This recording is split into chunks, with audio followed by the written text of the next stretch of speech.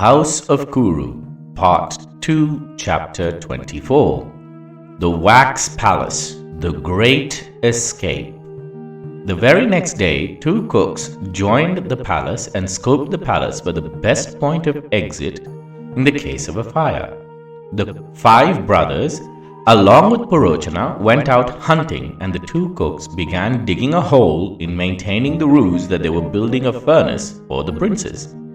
The tunnelers had already commanded a large force on the other side of the palace to commence the digging.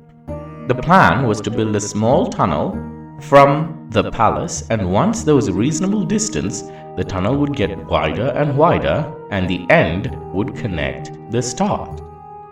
Every day, the cooks would come in the ruse of ensuring the furnace needed greater depth and commence digging, while the five Pandavas kept Purochana and his four henchmen busy pretending to enjoy hunting in the woods, but secretly understanding the landscape and learning about the land around them.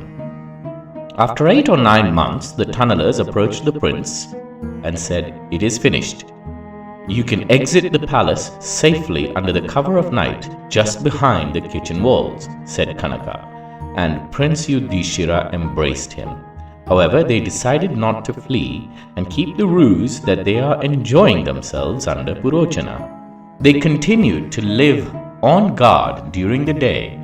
Purochana, along with his men, and the five Pandava brothers would go hunting, pretending to have an amazing time, and at night keeping guard, looking for even a wisp of smoke or a spark of flame. Almost a whole year passed like this when another spy named Drishta approached Arjuna when he was on guard duty. After Arjuna did the usual interrogation on trustworthiness, the spy revealed that Duryodhana was planning on setting the palace alight on the night of the new moon in the month of Falguna, the darkest night of the month. Arjuna quickly revealed the words of the spy to Yudhishthira. "Ah, that son of Dhritarashtra has thought this through. A new moon would be dark, and the lack of moonlight would hinder any chance of escape," pondered Yudhishthira, when Sahadeva chimed in.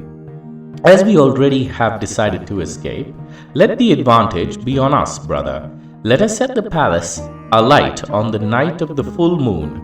We will organize a festival and then set the palace alight in the middle of the night, making it look like the festival was the reason for the flame. We will also have the light of the moon to guide us as we leave the tunnel," said the wise Sahadeva, and Yudhishthira, along with his brothers, agreed in unison. On the night of the full moon, the firstborn son of Pandu organized a grand harvest festival and invited the entire city to the palace. The people drank and enjoyed a scrumptious meal.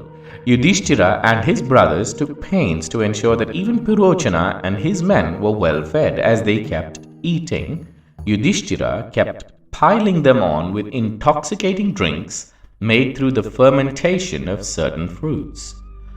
After all the guests left, the sons of Pandu piled more and more intoxicating drinks to Purochana and his men, and a widow who cooked their meals. Finally, deep into the night, the widow, Purochana, and his 5 men collapsed into a drunken stupor. As soon as they did, the sons of Pandu placed all their jewels and exchanged their clothes with the 5 men. As luck would have it, the wind was howling loudly when the firstborn son of Pandu, Yudhishthira, gave command to Bhimasena to set the palace alight.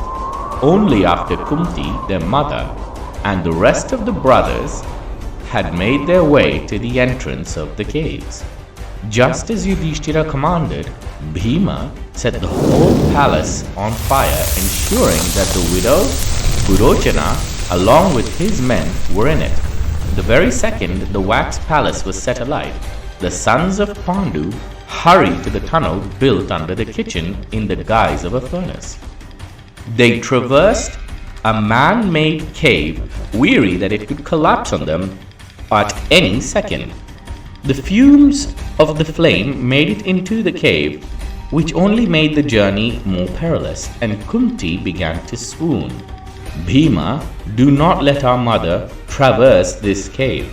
Do carry her on your back, commanded the firstborn son of Pandu, and Bhima immediately carried his mother on his boulder-like shoulder and marched forward.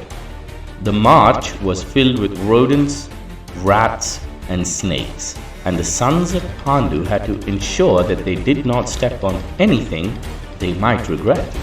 After what seemed like an eternity of marching in complete darkness, they saw a small opening in between a large rock and several trees.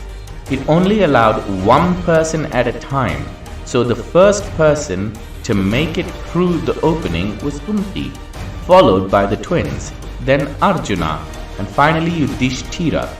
Bhima had to break his way through the opening. Much to their surprise, a small, thin man was waiting on the other side of the tunnel.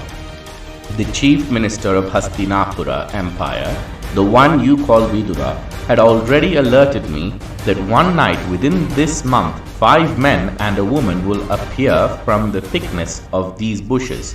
He commanded me to stay awake throughout the night in expectation of your arrival.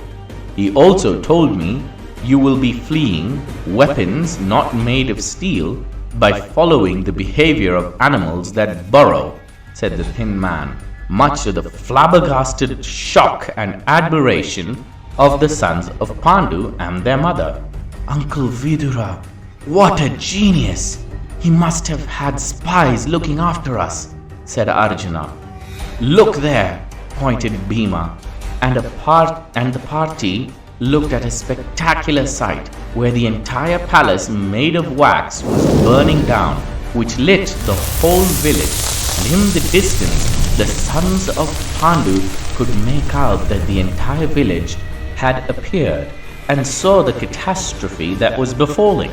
Your Majesty, my orders are to ferry you across this river, the Ganges, and deposit you on the other side of the river, just on its banks, or else the chief minister will be most displeased.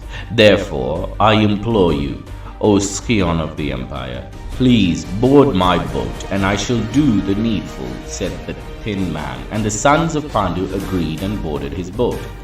The journey was swift and uneventful. As soon as the boatman embarked on the other side of the river, he stopped and said, Dearest firstborn of Pandu, what proof shall I provide of your safe departure? The chief minister Vidura will demand me to provide proof. And the scion of the empire parted with a ring containing his seal. Give this to my uncle and tell him that constellations are more worthy maps than cartographers themselves. He will understand, said the scion of the empire, and the boatman bowed deep and low, convinced that Vidura will be satisfied. The men, along with their mother, began wandering. However, the traversal in a dark cave under the fumes of flame had worn out the entire party, and all but Bhima struggled to keep up the pace when Kunti fainted. Bhima, mighty son of the wind, you must carry all of us, or else we will not be able to flee quickly, said Yudhishthira, and Bhima nodded. He placed his mother on his shoulders, the twins on his gargantuan hips, and Arjuna under one arm and Yudhishthira under another, and began running with great speed across the forest, breaking and destroying anything in his path. Bhima ran throughout the night and covered a large amount of land before daybreak. Wow, what a great man! Carrying the sons of Pandu and his wife, he traversed through so much area. That is truly amazing, said Janamejaya. My dearest student, the truly thrilling events are yet to commence. Listen on, said Vaishampayana as he continued the story.